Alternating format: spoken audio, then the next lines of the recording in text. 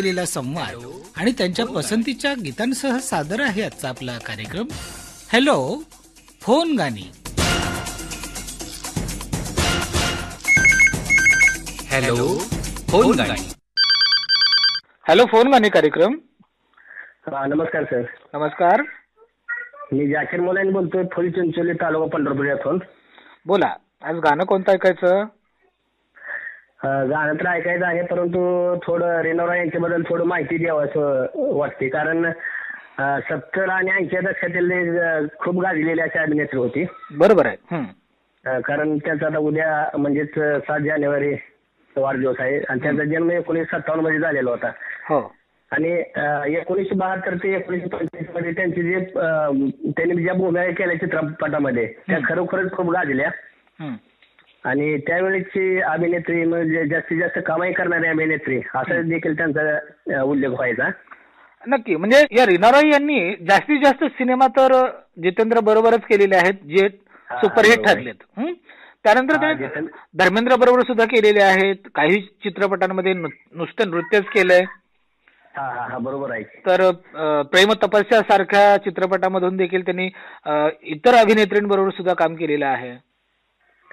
बरोबर आहे. आणि एक 1998 मध्ये शर्मिला टागोर यांच्या बरोबरच त्यांना लाईफ टाईम अचिव्हमेंट अवॉर्ड देखील मिळाले होता. कारण त्यांनी जे आजपर्यंत चित्रपट दिले त्याचे योगदान म्हणून सुद्धा त्यांचं त्यामध्ये गौरवण्यात आलं त्यांना. त्यांचा कालखंड जरी कमी असला तरी त्यांनी ज्या ज्या चित्रपटात काम केले ते सगळेच चित्रपट किंबहुना जी गाणी त्यांच्यावर चित्रित केली ती गाणी गाजलेली आहेत. आणि चरित्र अभिनेत्री म्हणून पुन्हा सुद्धा त्यांनी काम केलेलंच आहे. बरोबर आहे की त्यांनी चरित्र अभिनेत्री म्हणून काम केलेलं आहे. तर आपल्याला माहितीच आहे की रिफ्युजी सारखा अमिताभ बच्चन यांचा मुलगा अभिषेक बच्चन यांच्यासाठी सुद्धा त्यांनी 2000 मध्ये रिफ्युजी मध्ये काम केलं. तसेच अजय देवगणचा जो गैर चित्रपट होता 1999 मध्ये आलेला त्याच्या आईची भूमिका सुद्धा केलेली होती. तसाच एक चित्रपट अजय म्हणून होता 1996 मध्ये. आणि असे त्यांनी बरेच राजकुमार असेल किंवा कलियुग अवतार असतील किंवा आदमी खिलौना आहे असेल किंवा जो बेदर्दी आहे जे कुमार सर यांची खूप गाजलेली गाणी होती त्या चित्रपटामध्ये, काजोल सुद्धा होती. त्यामध्ये सुद्धा ते मला वाटतं की त्यांनी एक आपले दुसरी इनिंग चालू केलेली होती चरित्र अभिनेत्रीची. आणि असे बरेचसे जे चित्रपट आहेत. आणि कसं असतं तर सुरुवातीला आपण ज्या पद्धतीत गाजतो त्यांना करिअरसाठी पुन्हा सुद्धा मला वाटतं चित्रपटामध्ये चांगल्या भूमिका मिळू शकतात हे त्यांनी दाखवून दिलं. चरित्र अभिनेत्रीची भूमिका त्यांनी 90च्या दशकामध्ये सुद्धा खूप स्वीकारल्या. त्यामुळे आपल्याला हे लक्षात येते की वयाची काय आपल्या जे काही आपल्या भूमिका आहे किंवा अभिनय आहे याच्यासाठी वयाची काय भासत नाही, वयाची आठ भासत नाही. तर त्यांनी या असे आपल्या अभिनयातून दाखवून दिलेलं आहे. गाणं कोणतं ऐकायचं आहे? गाणे तर त्यांचे आता तुम्हाला सांगतो आशामध्ये असेल किंवा नागिन मध्ये असतील तर आपला पण आहे. तर एक आशामध्ये गीत आहे लता दीदीने गायलेलं आहे, शीशा होय दिल हो आखिर टूट जाता है. हे गीत खूप छान आहे आणि ऐकताना खरंच लता दीदीचा आवाज खूप छान आहे. आणि त्यांच्यावर जे चित्रित केलेलं आहे की जणू काही त्या स्वतःच गात आहेत की काय असं वाटतं. चित्रपटामध्ये गाणं ते सुरुवातीलाही आहे आणि शेवटी पण आहे. म्हणजे त्याच गाण्यापासून सुरुवात होते आणि त्याच गाण्यापासून चित्रपटाचा शेवट पण होतोय. हो सर. आणि हे झालं तर ह्या अभिनेत्रीविषयी. आणि आता आपल्याविषयी बोलायचं म्हटलं तर आपले जे कार्यक्रम आपण देतात जसे प्रतिबिंब असेल किंवा मला तुमचा जास्तीत जास्त आवडणारा कार्यक्रम म्हणजे आपण गाण्याची निवड करता आपली पसंत असेल किंवा आपली आवड असेल हे खरंच छान वाटतं. आणि आपण जो गेल्या वेळेस फोन गाण्यामध्ये जो विषय निवडलेला होता तोच देखील मला खूप आवडला. आणि ज्यावेळेस प्रत्येक वेळेस आपण जेव्हा फोन गाण्यामध्ये येतात तर खरंच मला छान वाटतं. कारण वेगवेगळ्या पद्धतीने आपण सुद्धा श्रोत्यांबरोबर व्यवस्थित संवाद साधून त्यांच्याबरोबर मित्रत्वाप्रमाणे बोलतात. जसं की एखादा विषय असेल तर आपण जसं मित्र गप्पा मारतो तसं वाटतं मला आपला संवाद ऐकून. तर माझा पहिल्यांदा फोन लागलेला आहे तरी असं सुद्धा मला खूप आनंद आहे कारण बऱ्याच दिवसातून मी कॉल केलेला आहे. जाकीरजी तुमच्या पसंतीचं गाणं आपण ऐकूयात. फोन केला. नमस्ते दादा, नाईकडे नगर मोहर से आपका सेकंड शेख बोल रहा हूँ. बोला सैफान, आज गाणं कोणतं ऐकायचं? गाना तो सुनेंगे ही, गाना सुनने के लिए ही फोन करते हैं सभी श्रोता. लेकिन रीना रॉय के बारे में भी तो कुछ बोलना पड़ेगा ना. हा, हाच फरक असतो की काही श्रोते स्वतःहून सुरुवात करतात त्या विषयाला आणि काही जणांना सांगावं लागतं. बरोबर आहे ना. ठीक आहे, सांगा. है कि जो पहली फिल्म थी वो मुझे लगता है जरूरत 1972 की. पहिले दोन चित्रपट जे होते ते नवीन कलाकारांबरोबर होते जे गाजलेच नाहीत. जी, डैनी डेंजोपा के साथ एक थी उनकी फिल्म, के डिब्बे में बंद हो गई और उसके बाद जरूरत फिल्म आई. उसके बाद फिर शत्रुघ्न सिन्हा के साथ जैसे को तैसा इस फिल्म की वो गाना भी काफी मशहूर हुआ था उसके. कालीचरण चित्रपटामध्ये त्यांनी काम केलं होतं ना. हाँ, वो तो 1975 में आई थी सुभाष घाई के डायरेक्शन में. तो उसके बाद फिर कभी उनको पीछे मुड़कर देखने का मौका नहीं मिला. फिर उसके बाद जो फिल्में आई, अर्पण हो और भी बहुत सारी फिल्में थी, नसीब. ते जास्त आवडलेला सिनेमा कोणता मग येणारा यांचा? नागिन फिल्म बहुत पसंद आई थी अपने को. म्हणजे कारण काहीतरी असेल ना. नागिन फिल्म में जो इच्छाधारी फिल्म, नागिन का जो उन्होंने काम बहुत बखूबी निभाया था, तो बहुत ही बढ़िया था, बहुत बढ़िया. सुनील दत्त के साथ वो फिल्म इच्छाधारी नागिन दाखवलेली आहे त्याच्यामध्ये. जी जी. आणि असं म्हटलं जातं की जितेंद्र आणि रीना रॉय यांचा जो ते नृत्य जे आहे नागिन नृत्य, तसं नृत्य आतापर्यंत झालं नाही. हाँ, वो आप जो बोल रहे हैं उसकी वजह से भी मुझे वो बहुत अच्छे लगा. नृत्य की वजह से भी बहुत पसंद आए. आशा फिल्म भी बहुत बढ़िया थी उनकी. आशा चित्रपट तर काही प्रश्नच नाही, तो तर खूप म्हणजे असा सुपर डुपर हिट असं म्हणावं लागेल. पण गाणं कुठलं ऐकायचं? नागिन फिल्म का प्रोमो बघायचं ना, तेरे संग प्यार मैं नहीं छोड़. पसंतीचं आपण गाणं ऐकूया. नमस्कार दादा. नमस्कार. अभिनेत्री रीना रॉय. अभिनेत्री रीना रॉय यांच्यावरती कार्यक्रम करतोय आपण. हो, त्याच्यामध्ये बघा जितेंद्र सोबत तिचा चित्रपट होता अर्पण, परदेश जाके परदेशिया. त्यानंतर बघा तिचा खास चित्रपट बघितलेला मी नागिन, ज्यामध्ये सुनील दत्त, विनोद मेहरा, कबीर बेदी आणि तिने त्या चित्रपटामध्ये नागिनची भूमिका केलेली होती आणि ती अतिशय खूप आवडली. आणि माझ्या अंदाजानं नागिन चित्रपट ज्यावेळेस आला त्यानंतर मग बरेचसे चित्रपट नागिनवरती झाले आहेत. आणि पहिला चित्रपट नागिन म्हणजे रीना रॉय पासूनच सुरुवात झाली. जितेंद्र सोबत शेषनाग आला आहे, पण त्यामध्ये रीना रॉय नव्हती, म्हणजे वेगवेगळ्या हिरोईन होत्या त्यांच्यासोबत. आणि एक चित्रपट होता आशा, शीशा हो या दिल हो. आणखी बरेचसे चित्रपट आहेत तिथे बघितलेले मी. मला आज परदेश जाके परदेशिया अर्पण चित्रपटातला बघा रीना रॉय वरती. नाव नाही सांगितलं. अंबई तालुका सिल्लोड जिल्हा औरंगाबाद, अनिल कुमार घोडके. हो ना, म्हणजे मला माहिती आहे परंतु श्रोतांनाही कळायला पाहिजे ना कोण बोलतंय.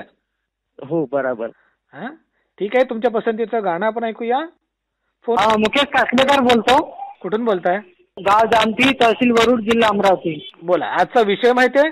हो, रीना रॉय यांच्यावर आधारित. हा, सांगा. रीना रॉय यांच्या अभिनयाबद्दल काय सांगाल तुम्ही? मी तर त्यांची पिक्चर पाहिली नाही आहे, कोणतीच पिक्चर नाही पाहत, फक्त गाणी ऐकत असतो. त्यांच्यातलं फारच चांगलं गाणं मध्ये जानी दुश्मन मधलं आवडलं आणि बाकी त्याची गाणी चांगली आहे बाकी पिक्चरचे. बरोबर, गाणी ऐकत असता तुम्ही, परंतु त्यांचं एखादं गाणं तुम्ही सांगा ना. हा, त्यांचं गाणं आहे ना जानी दुश्मन मधलं. कोणतं गाणं सांगा? मेरे हाथों में पहना के चुरिया. अजून असा पिक्चर मधले गाणे चांगले होते. 1980 मध्ये झालं तर रिलीज. तसेच अर्पण पिक्चर होतं, नागिन होतं, कालीचरण होतं, गुलामी होतं, बदलते रिश्ते होते. हे याच्यातले गाणे अतिशय चांगले वाटले मला. फक्त तुम्ही सिनेमा पाहत नाही, फक्त गाणे ऐकता? गाणे ऐकत असतो मी. त्यामुळे त्यांच्या अभिनयाविषयी बोलू शकत नाही तुम्ही? नाही, पिक्चर नाही पाहत सर, मी फक्त गाणे ऐकत असतो. बरं, गाण्याबद्दल सांगा. ती गाणी आवडण्याचं कारण काय? त्यांचे गाणे एकदम सुमधुर आणि अति मनमोहक असे वाटणारे चांगले आहे. आणि त्याच्यात सोबत त्यांच्या जास्तीत जास्त पिक्चर मध्ये जितेंद्रांना रोल केला आहे त्यांच्या सोबत. बरोबर. मग मला सांगा, आज तुम्हाला गाणं कोणतं ऐकायचं आता? जानी दुश्मन मधला. कोणतं गाणं? मेरे हाथों में पहना के चुरिया. अजून माझे काही मित्र आहे नाशिकचे, बालू तायडे, प्रवीण हागोने. सदानंद मंदुरकर हे आमचे श्रोते आहे सर. हे आमच्या खूप माहिती पुरवतात आम्हाला एअर बाबतीत. बर, ठीक आहे. तुमच्यासाठी आणि तुमच्या मित्रांसाठी आपण जानी दुश्मन चित्रपटातलं हे गाणं ऐकूयात. फोन. नमस्कार. हा, मी पंढरपूर शिंदे बोला. रिनॉर राय बद्दल बोलायचं आहे. 7 जानेवारी त्यांचा वाढदिवस आहे. त्या निमित्तानं हा फोन गाणी ठेवायला तुम्ही. नवीन वर्षाच्या पहिल्यांदा सर्व निवेदकांच्या श्रोत्यांना शुभेच्छा. नवीन वर्षातला हा पहिला कार्यक्रम आहे, त्याबद्दल राजेंद्र तुम्हालाही शुभेच्छा. कारण की आजपर्यंत बरेच कलाकार आणले तुम्ही फोन गाणी कार्यक्रमात आणि प्रत्येकाचे वाढदिवस घेऊन आला. त्यामुळं एखाद्या वेळेस केकही घेऊन या स्टुडिओमध्ये. कारण आज बरेच वाढदिवस केले पण केक खायला काय आम्हाला बोलवलं नाही. तर आजपर्यंत जेवढे कलाकार हे वाढदिवसाचे साजरे केलेत तुम्ही. खरं तर रिनॉर रॉय यांनी सुरुवात केली नए लोग नई दुनिया या चित्रपटापासून. त्यांचा हिरो होता डॅनी. पण हा चित्रपट रिलीज व्हायच्या आधीच मध्यंतरी डायरेक्टरला बंद करावा लागला. परत ह्याच जोडींनी डॅनी आणि रिनॉर रॉयनी जरूरत या चित्रपटापासून सुरुवात केली. पण ह्याही चित्रपटाला फारसं यश मिळालं नाही. त्यानंतर सुरुवात झाली जैसे की तैसा. हा चित्रपट जेव्हा आला तेव्हा रिनॉर रॉय यांना एक वेगळी ओळख मिळाली आणि चांगल्या अभिनेत्रीचा शिक्कामोर्तब करण्यात आला. त्यानंतर आलेलं नागिन आणि कालीचरण अप्रतिम असे चित्रपट. कारण की नागिन म्हणजे जितेंद्र आणि कालीचरण म्हणजे शत्रुघ्न सिन्हा. कारण की नागिनची भूमिका पाहिली तर इच्छारूपी नागिन असते ही त्यात दाखवलेलं आहे. कारण त्यातला डान्स, गाणी, महेंद्र कपूर, लता मंगेशकर यांचं गाणं आजही लोकप्रिय आहे. पण रिनॉर रॉयचे ऍक्टिंग सुपर होती या चित्रपटात. कारण की हा चित्रपट रिनॉर रॉयसाठीच पाहण्यासाठी गेले. कालीचरण नंतर आलेला सुभाष घे यांचा विश्वनाथ अप्रतिम असा भूमिका त्यातली निभवली त्यांनी. शत्रुघ्न सिन्हाचा खलनायक अभिनय, सुभाष घाईंचा यांचा हा चित्रपट.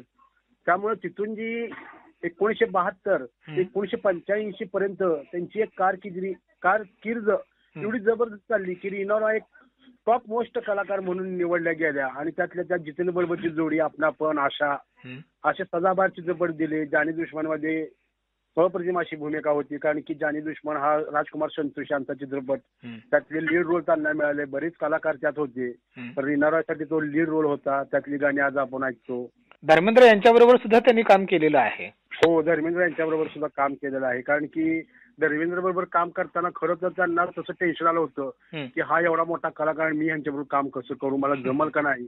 पण धर्मेंद्र म्हणले तसं काही नाही, जसं काम करत तसं कर. कारण की मी जरी जुना असलो तरी मला नवीन नायिकेबरोबर काम करायला संधी मिळते हे महत्वाचं आहे.